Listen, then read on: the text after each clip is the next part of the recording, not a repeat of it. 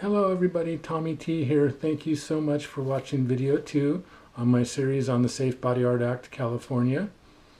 Hopefully you watched video 1. If you have any questions, make sure that you email me. My email is info@safebodyarttraining.com. And so, are you ready for video 2? All right, let's do it. Hello, my name is Tommy T, and thank you so much for watching video 2 of my series on the Safe Body Art Act, California. In video 1, we started in the SBAA at section 119300 and ended at section 119303B14. Let's review what we've learned so far. So far we've learned how to write an act of compliance in the shop copy of the SBAA, how to write the SBAA section numbers in the shop copy of the Informed Consent Form, or ICF, and how to write section numbers in the shop copy of the Aftercare Form, or AF. Let's review the current handouts. So currently you should have a copy of AB 300, which is the original legislation on the Safe Body Art Act, a copy of AB 1168, which is the one that we're currently working on here, and a copy of a release form and a copy of an aftercare form that we're writing section numbers in and references to. If you don't have these materials, be sure to email me and I'll get them right over to you. Okay, so let's do a little review from video number 1. In video number 1, we learned that wound healing as a normal biological process in the human body is achieved through 4 precisely and highly programmed phases: hemostasis, inflammation, proliferation, and remodeling. We learned how diabetes, obesity, and specifically after piercings, how pressure disrupts the wound healing process. We learned that pressure disrupts cell apoptosis along with other normal cell functions, and we learned that it is paramount that one properly informs their client of the dangers of touching, bending, poking, and sleeping on cutaneous wounds, and especially new body piercings.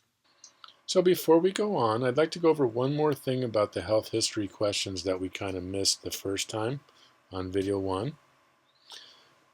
If in your questions a client discloses use of NSAIDs, one should gather more information. NSAIDs are non-steroidal anti-inflammatory drugs that are used for pain management and sometimes as a blood thinner. Long-term use of ibuprofen or aspirin can have a negative effect on healing. NSAIDs interfere with platelet aggregation. Use should be discontinued prior to invasive procedures.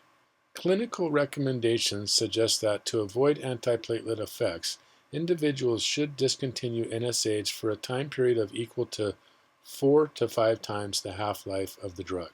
If the client is under 40 and has not been directed use by a doctor and is not on long-term use and is not taking more than the recommended dosage, then usually 3 to 4 hours is a good enough period for discontinued use.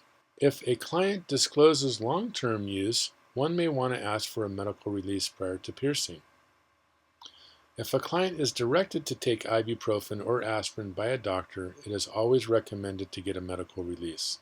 All right, let's run over section 119303C, which is your HIPAA section. The medical history questions are protected under the HIPAA Act. That information and your notes are confidential and cannot be used for any other purpose. They must be stored for 2 years and, if discarded, shredded. Make sure you write in your SBAA where your records are located and that they are locked. That is your AOC. Okay, so I just want to give you a little tip. Previously we talked about how glucose disrupts wound healing and increases pathological cell growth. In fact, tumors need 10 times more glucose than normal cells. Cruciferous vegetables include a substance called glucosinolates. Glucosinolates break down during digestion to form thiocyanates and isothiocyanates. Both of these enhance the effectiveness of hepatic enzymes. Hepatic enzymes are what your liver uses and what's in your blood to detoxify yourself. So that's just a little tip, just something extra that helps in the healing process, because when you're healing, you want to get rid of those toxins so that your cells don't go into a pathological state. We're at the what you need before you become a piercer section. So we are at section 119306. And read along and underline as you come to the phrases on the screen. So let's go over it. A piercer must be registered with the local health enforcement agency. A piercer must have evidence of Hep B vaccination. A piercer can refuse to receive a Hep B vaccination, but they must sign a declination form or show immunity. Before you become a piercer, you need to have 2 hours of bloodborne pathogen training by an approved bloodborne pathogen trainer. And then every year after that, you need to have 2 hours of bloodborne pathogen training. In your SBAA, make sure you write where your AOC is located. And in this case, you're going to want to write bloodborne pathogen, copy of bloodborne pathogen certificate located in an employee file. Once you have all that together, register with the local health department. This is what your SBAA should look like, with the items underlined that I showed you previously, and also your active compliance notes. Note the important information, words, or phrases that are underlined that we talked about. Note written reference where to find your AOC in your shop. Okay, so get a bloodborne pathogen training certificate. Get your 2 hours in. You can do them online, and you can go to your local health department and find out who the approved trainers are in your county. Okay, so we're going to go back to 119306 here. 119306, these are the main points to underline for practitioner registration. Underline 18 years of age, commitment to meet state and local relevant regulations, business address, and payment or registration fee. So you must have your business address of where you're going to pierce at. That's been approved already by your county. Section 119307 promulgates the requirement for bloodborne pathogen training, specifically 2 hours of content-specific training, before one registers as a piercer and yearly thereafter. Because of time constraints in this series, I've created a separate video series to cover this. I will, however, in order to give you an idea of what we'll go over in that series, give you an example of one of the section codes. Okay, so read all the way down to section 119307, lowercase c, 3, uppercase K, triple I. When you get there, it states discussion of procedures to be followed after an exposure incident, including medical follow-up. This is part of the shop's infection prevention and control plan. In a few slides, I'm going to have you get and print out a copy of an IPCP.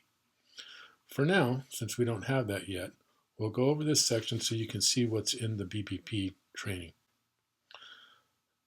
So, procedures to be followed after an exposure incident, including medical follow-up, first aid, post-exposure evaluation, and medical follow-up, administrative procedures, procedures for evaluating the circumstances surrounding an exposure incident, employee retraining, and record keeping. So under administration and post-exposure evaluation, one should document the routes of exposure, identify and document the source individual, obtain and secure the source individual's blood sample, interview the source individual, and then send the employee to a doctor with all the data. The employee should be informed of the possibility for post-exposure prophylaxis, or PEP, and how that works. It is the employee's decision whether to accept PEP. The decision should be between the doctor and the employee after all the data has been analyzed. PEP can eliminate infection prior to the virus taking hold. It must be taken prior to 72 hours after the exposure. It does have risks. It must be taken for 28 days in a row. And something to keep in mind, According to the CDC, the risk of HIV transmission is approximately 0.3% and 0.09% after a mucous membrane exposure if the source patient has HIV infection. So that's even if the source patient is positive. So what do you do if somebody gets a needle stick? Use soap and water to wash the exposed area. Do not scrub or suck on the wound. Encourage free bleeding. If the exposure is in mucous membrane or your eyes, use an eye wash station to flush out the eyes or the area for 15 minutes. Here's an example of the IPCP you'll be getting in the next few slides. The section for an exposure incident is on pages 15 through 17. If you'll notice, note the active compliance reference to the SBAA number. And this will just give you an example of what you'll be filling out. So before we go into section 119308, we're going to need to get a copy of an infection prevention and control plan. You will need this for your section 119308 AOCs and different notes. Pause the video now and download the copy. We're going to use this generic copy I found at the Calaveras County website. It's a great little generic copy. It'll work for the purpose of training for this video. So pause the video and download the copy now. Keep this copy to reference your AOCs in and file with your SBAA compliance paperwork. A floor copy must be kept in the shop where all employees can easily locate it and use it as a reference. You got your copy of the Infection Prevention and Control Plan from Calaveras County. It's right here. Here you can see the one that I printed out for the use of this training video.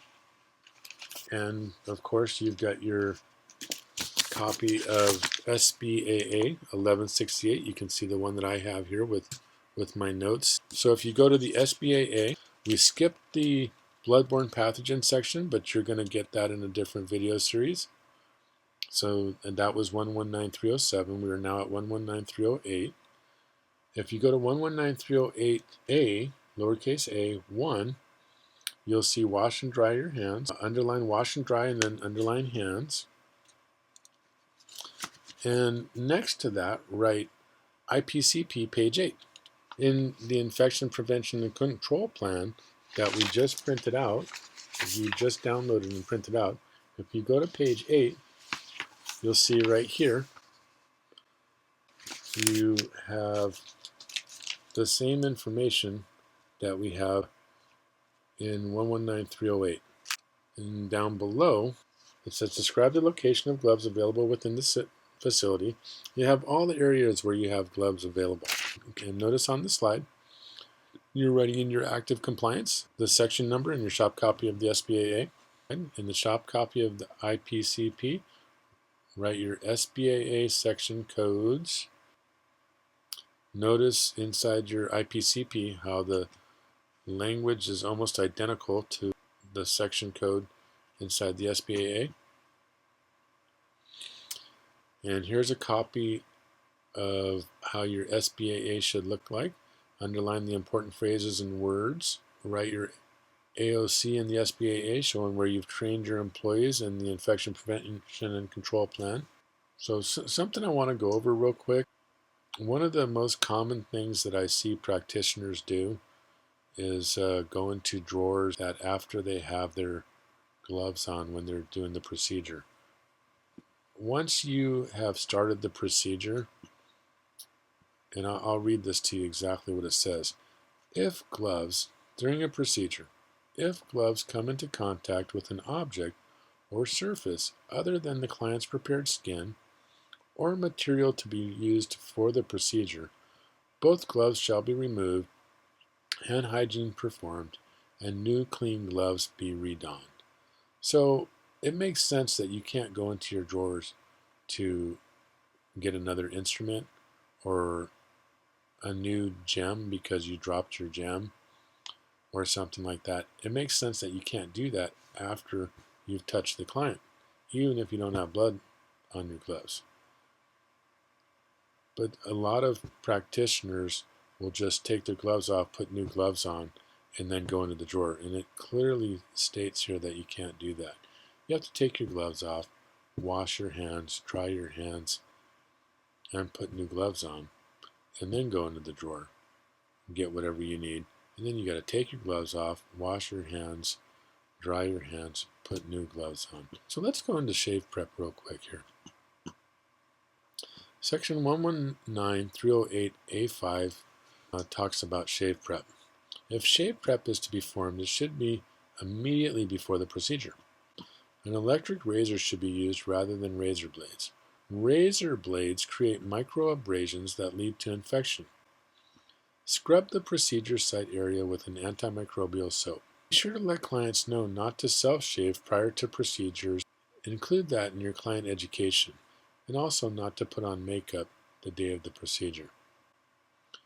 Keep in mind, shave prep is seen more nowadays as non-essential. Okay, so now we're at section 119308A6.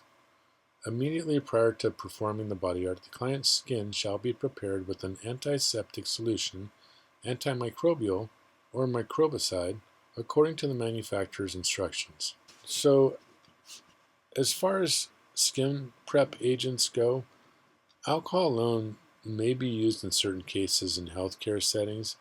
It does not, however, have the cumulative or lasting effect for body piercing. Skin prep agents are classified as either alcohol or aqueous based. Of those, there are 4 basic types: aqueous iodophore, aqueous CHG or chlorhexidine gluconate, alcohol iodophore, and alcohol CHG. A practitioner's choice for client-specific skin prep begins at the health history questions. If a client discloses an allergy to shellfish or iodine, then using a skin prep agent with iodophores is contraindicated. Alcohol combined with CHG or iodophores has sustained, durable antimicrobial activity that lasts up to 24 hours. However, CHG can be diminished by sea salt soaks and blood proteins. Chloroprep is a common skin prep agent that is alcohol-based with CHG. Chlorhexidine, or CHG, is an antiseptic that is commonly used to fight gum disease, and is so considered gentle. When CHG is combined with alcohol, the antiseptic cumulative effect increases, has more sustained antimicrobial activity, and is more resistant to blood protein neutralization. HIPAA is a gentle aqueous-based antiseptic with 4% CHG that is safe for use around mucous membranes and on children. So let's compare some skin preps on the next slide.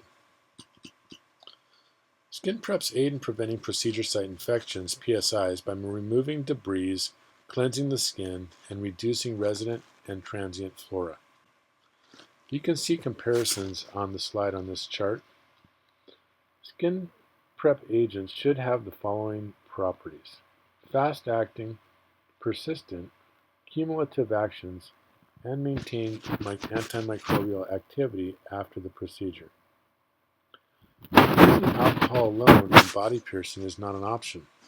Alcohol has rapid activity when applied to the skin, but alone does not have a persistent cumulative effect with long legs.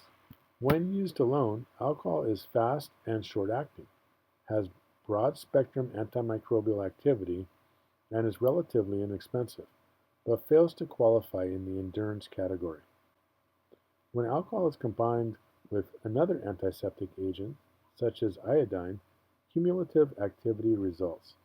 Therefore, if the use of alcohol is adopted, it is recommended that the agent be a combination of alcohol and another antiseptic. The most common skin prep agents used today include products containing iodophores or chlorhexidine gluconate, or CHG. DuraPrep is an alcohol-based antiseptic that contains iodine and other proprietary ingredients. It lasts longer and continues to block transient flora for up to 48 hours after the application. What that means is where the procedure site is, where your actually piercing hole is, the DuraPrep is applied about 6 inches out from that. DuraPrep will stop transient flora, bacteria, from moving into the procedure site area to actually kill it before it gets to the wound. DuraPrep is effective against a broad range of microorganisms, such as MRSA. DuraPrep accomplishes a 6-fold bacteria reduction within 1 minute of contact compared with the leading aqueous iodophores. Alcohol iodophore skin prep agents are more effective than aqueous skin prep agents, but are not as gentle as aqueous-based antiseptics. DuraPrep can't be used on every client. It has a high cost, and those with shellfish or iodine sensitivities are contraindicated. Therefore, alternative, less sophisticated, less expensive, and in some cases gentler skin preps are available.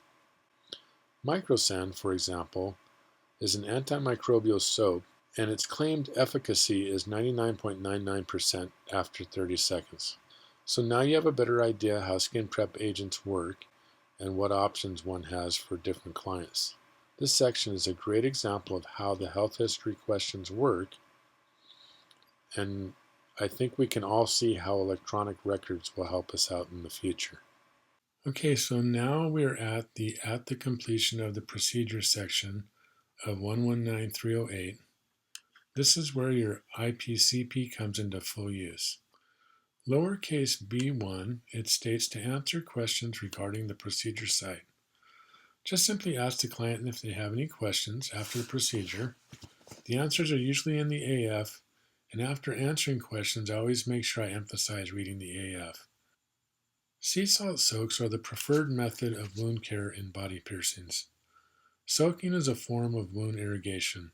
It must be done with a quantity of solution sufficient enough to activate the body's innate wound healing processes, resulting in plasma mobility and discharge. Discharge plasma is the process by which macrophages consume and eliminate microparticles as well as microbes from the body. It also must be done in an order to sufficiently pair with the body's wound healing process. Do not use sprays or anything that has preservatives, scents, or coloring.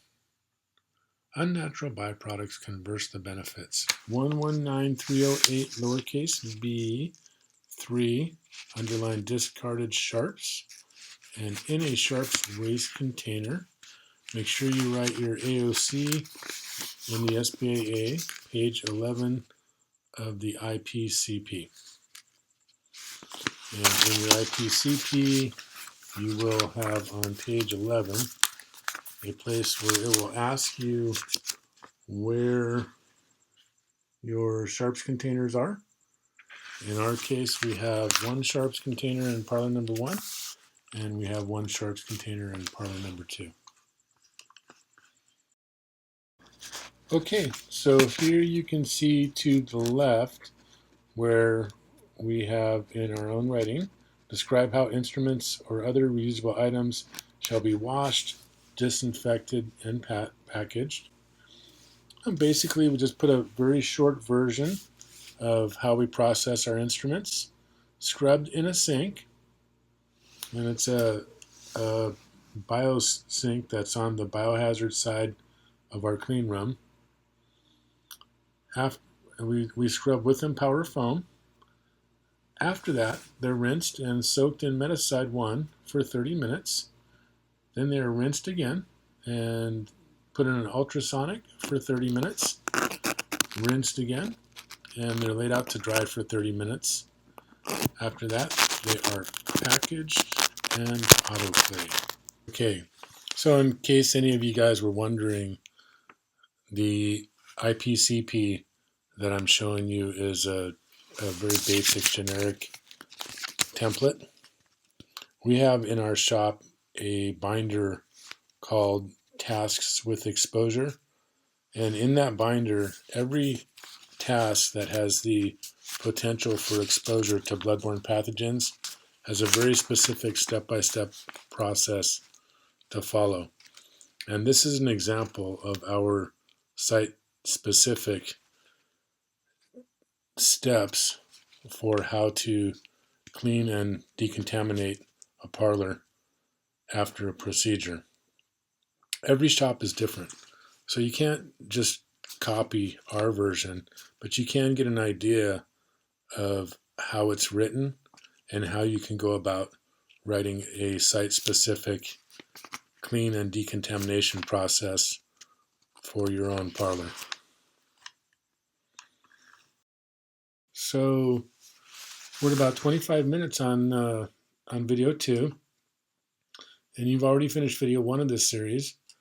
We're almost done with video 2. In a little bit, I'm going to go over a few definitions that I think it's important that you know the meaning of, exactly what each item is used for. But right now I want to show you something from the CDC website. In this website, it goes over how to identify and mark your sterilization cycles and your packaging. And it talks about what you do for each cycle here. If you'll notice, for each sterilization cycle, record the type of sterilizer, cycle use, the load identification number, the load contents, exposure parameters, including time and temperature, the operator's name and initials, and the results of mechanical, chemical, and biological monitoring. The Safe Body Art Act wants you to identify each load. We use a control pouch, which has an integrator and an indicator in it. We number that, and that's our reference to each pouch that we have an instrument in. But we also run statums too, and we also run unpackaged cycles. So we use different methods. And I'll be glad to help anybody out. If anybody has any issues or any questions at all, please email me at info@safebodyarttraining.com. I don't charge anything to help people. Of course, I'm not going to fly out to somebody's shop or travel on my expense, but I'll be glad to help anybody out from my office for free. So please take advantage of that.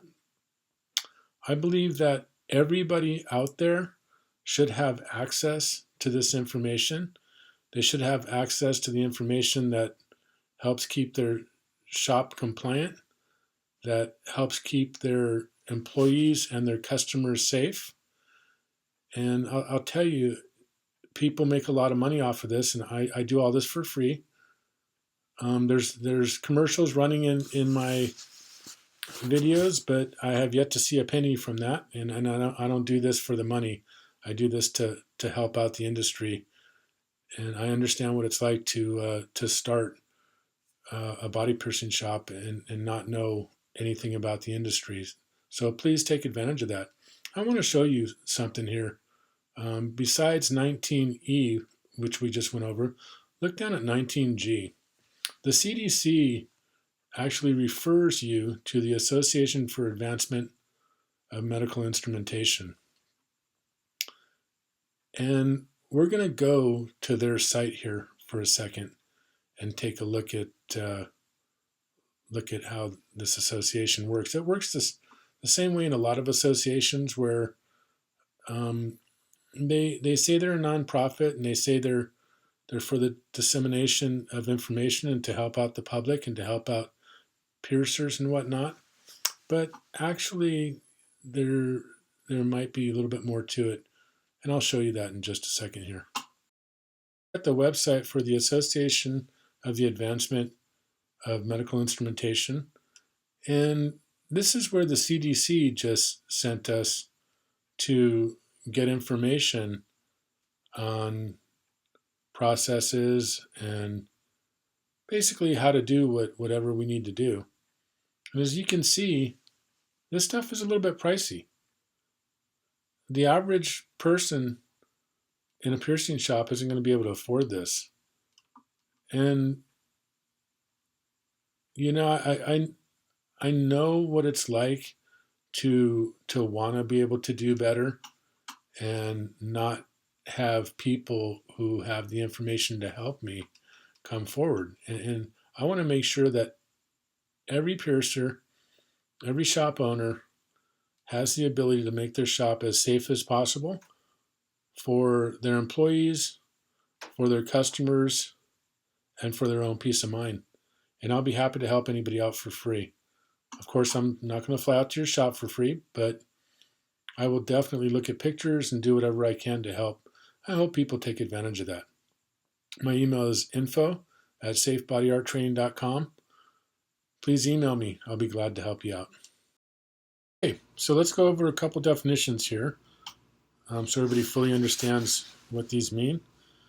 Decontamination is the process that is used in our industry after a parlor is used. For example, we'll decontaminate the parlor. And the way we do that is first by removing any debris. If there's any gross debris on anything, the countertops, anywhere in the parlor, that has to be removed first. You cannot decontaminate if there's any kind of dirt or debris on anything. Water is actually one of the best things to use to remove gross debris. It doesn't harm anything as long as you dry it, wipe it off after you use it. And we use water a lot because it'll break up particles of anything that's on a surface, and it'll safely remove stuff without damaging anything. Sterilize is the means by which you use physical or chemical procedure. So in our case, we're sterilizing instruments and jewelry. So we'll use a autoclave, Statum, Tutenauer, whatever.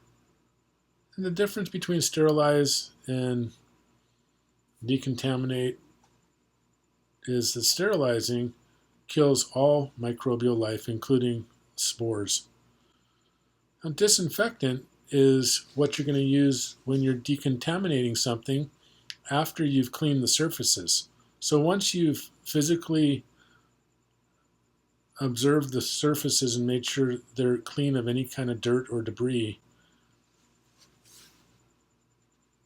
what we call gross debris, then you can disinfect it with a hospital grade disinfectant.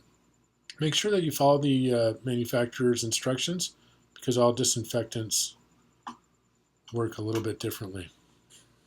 Okay, so cleaners and detergents are products that remove soil, dirt, dust, organic matter, germs, gross debris, whatever, from a surface.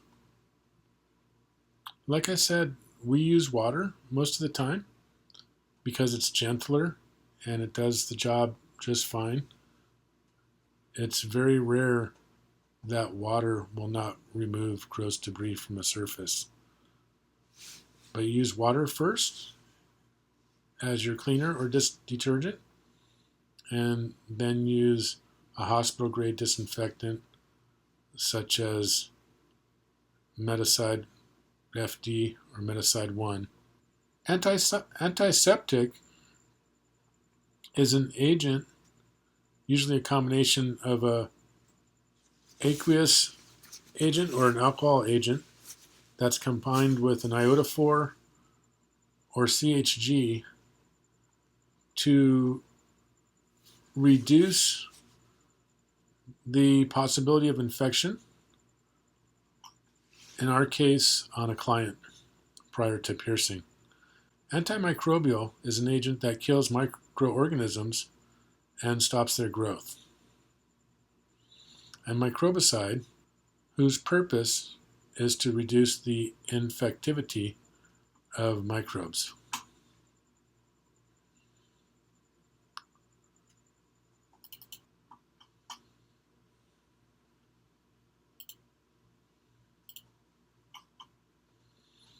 Okay, guys, so we're almost done here with video 2 of this series.